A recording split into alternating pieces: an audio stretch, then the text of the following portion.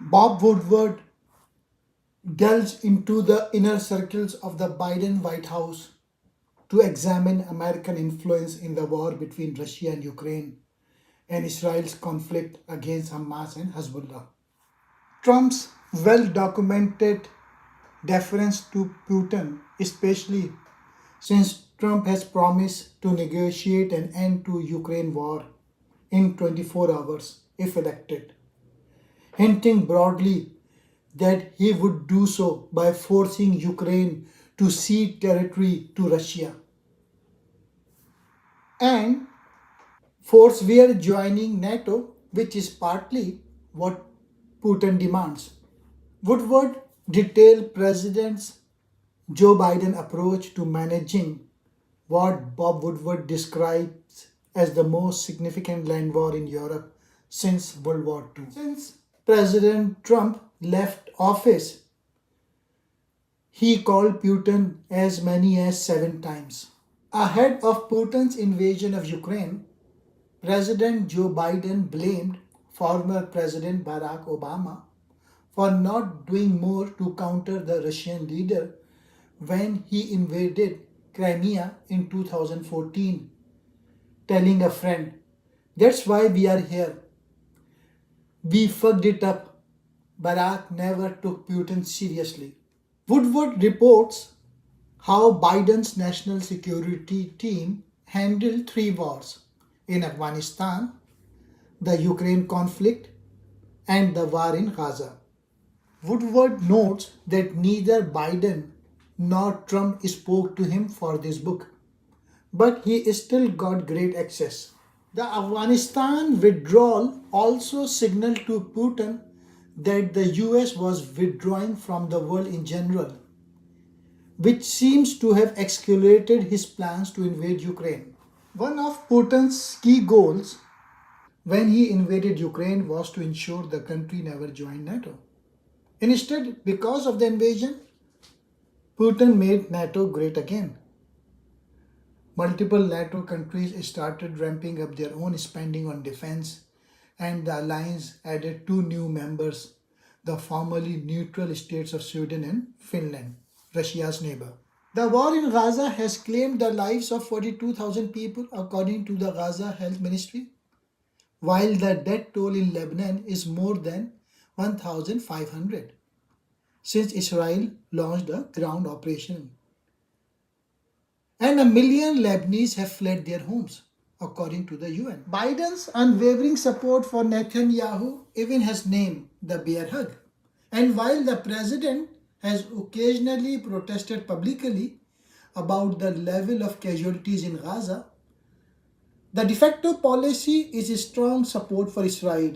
For instance, the Biden administration is going forward with the sale of 18 billion of F-15 fighter jets to the country. The Biden administration tried without success to get Netanyahu not to attack the densely populated Gazan city of Rafah, where an estimated 1.5 million Palestinians were sheltering, many of them evicted from their homes earlier in the conflict. Woodward's assessment of US Secretary of State Anthony Blinken's effort to rein in Netanyahu during this period is damning and direct.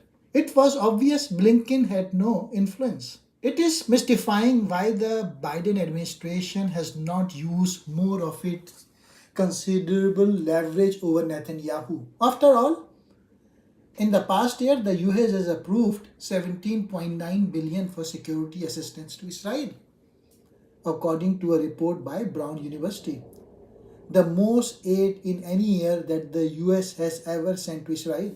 In October 2021, 4 months before Putin invaded Ukraine, the United States gathered exquisite intelligence from a human source inside the Kremlin that the Russians were preparing a multi-front assault and that Putin intended to follow through.